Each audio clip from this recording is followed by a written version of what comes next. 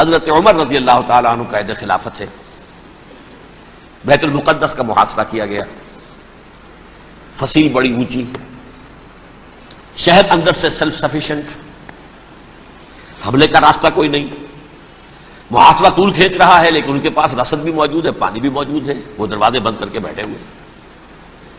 بالآخر اللہ تعالیٰ کی مشیت کا ظہور کیسے ہوا؟ ان کے کچھ علماء آئے فصیل پر، کہا دیکھو مسلمانوں، تم قیامت تک بھی یہاں پڑے رہو گے محاصرہ کر کے، ہمارا یہ شہر فتح نہیں ہوگا۔ ہاں ایک درویش بادشاہ کے ہاتھوں یہ شہر فتح ہونا ہے، لیکن تمہارے اندر ہمیں وہ نظر نہیں آ رہا۔ ابو عبیدہ بن الجراح رضی اللہ تعالی عنہ امین هذه الامہ، ان کا فوراً ذہن گیا وہ درویش بادشاہ مدینے میں بیٹھا ہوا ہے عمر رضی اللہ تعالی۔ اب ایک اور عمر بھی ہے جو قندھار میں بیٹھا ہے، نقشہ وہی ہے، سادگی کی حد تک نقشہ وہی، بالکل وہی، اپنی آنکھوں سے دیکھا ہے وہی سادگی۔ عمر اول عمر ثانی تھے عمر بن عبد العزیز۔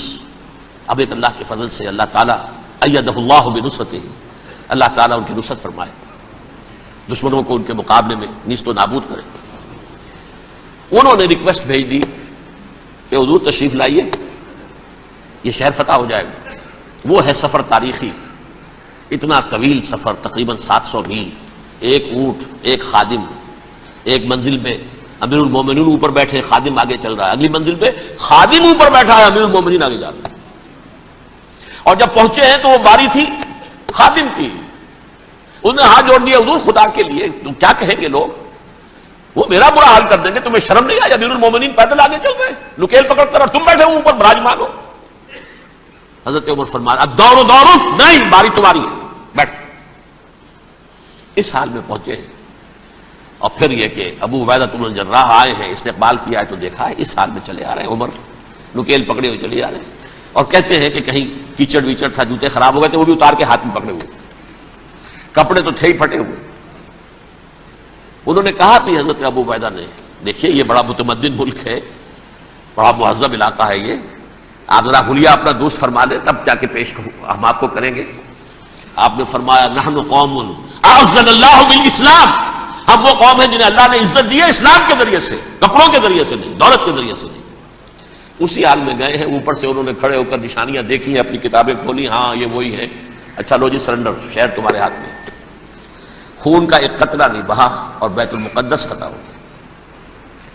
لیکن اس وقت حضرت عمر نے ایک نرمی یہ کی کہ یہودیوں کے لیے بھی اسے اوپن سٹی قرار دے دیا۔ یہ احسان عظیم حضرت عمر کا، اس سے پہلے یہودی آ ہی نہیں سکتا تھا، داخل نہیں ہو سکتا تھا، وہاں وہ آ کر وزٹ نہیں کر سکتا تھا، زیارت نہیں کر سکتا تھا اپنے مقدس مقامات کی۔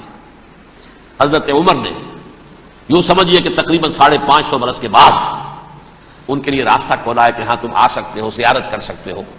لیکن یہ عیسائیوں نے لکھوایا معاہدے کے اندر، انہیں یہاں آپ آباد ہونے کی اجازت نہیں دیں گے، لیکن کم وزٹ دی پلیسز، دیکھیں زیارتیں کریں اور جائیں۔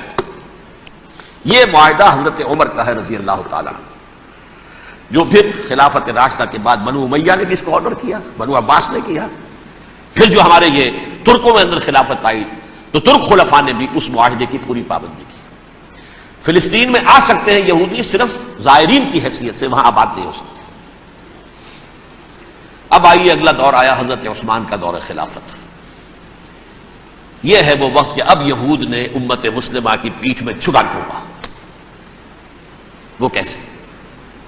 ایک یہودی عبداللہ ابن سبا اسلام کا لبادہ اوڑھ کر آ گیا، معاشرے کا جائزہ لے لیا، ان میں بنو ہاشم اور بنو امیہ میں جو پرانی کشاکش تھی اس کے کچھ نہ کچھ جراثیم باقی ہیں، اگر ان کو ذرا بھڑکا دے تو مسلمانوں میں انتشار پیدا ہو جائے۔ کہا یہ عثمان کون ہے؟ یہ تو بنو امیہ میں سے ہے، یہ حق تو بنو ہاشم کا ہے، خلافت ان کے پاس ہونی چاہیے، محمد کے تو رشتہ دار وہ ہے صلی اللہ علیہ وسلم۔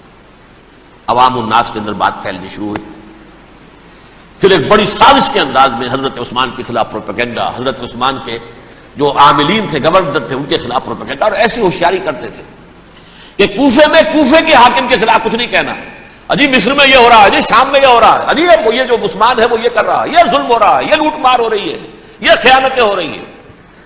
اب نہ تو اس زمانے میں مینز آف کمیونیکیشن، کیسے تصدیق کریں؟ افواہیں تو آپ آج کراچی کے اندر شروع ہو جائے تو پتہ نہیں چل سکتا کسی کو کہ کیا اس میں صداقت ہے، کیا جھوٹ ہے۔ اور بری بات جو ہے فطرت انسانی کی کمزوری ہے، وہ فوراً قبول کرتا ہے، کسی کے بارے میں اچھی بات ماننے کو تیار نہیں ہوتا، لیکن بری بات تو فوراً تیار۔ بہرحال یہ فتنہ انہوں نے اٹھایا، حضرت علی کی الوہیت کا فتنہ اٹھایا، حضرت عثمان کے خلاف الفتنۃ الکبریٰ برپا کیا، حضرت عثمان شہید ہوئے۔ اس کے بعد 5 برس تک مسلمان ایک دوسرے کی گردنیں کاٹتے رہے، باغی خانہ جنگی ہوئی، امت کو وہ زخم لگایا ہے جو آج تک جس سے خون رس رہا ہے۔ یہ شیعان عثمان اور شیعان علی تھے جو بعد میں پھر سنی اور شیعہ ہو اور آج تک ہے۔ فتنہ کس نے جگایا؟ ایک عبداللہ ابن سبا یہودی اور اس کے کارندے، شیطان کا ایجنٹ، اور انسانوں میں سے بھی اس کے جو بھی حواریین تھے اور شیطانوں کے اندر سے بھی تھے، انہوں نے بھی اس آگ کو بھڑکایا۔ یہ آپ سوچ لیجئے کہ یہ کس نے وہ زخم لگایا؟ یہودی۔ اگلا دور آیا، خلافت راشدہ ختم ہوئی، بنو امیہ کا بھی دور کافی گزر گیا۔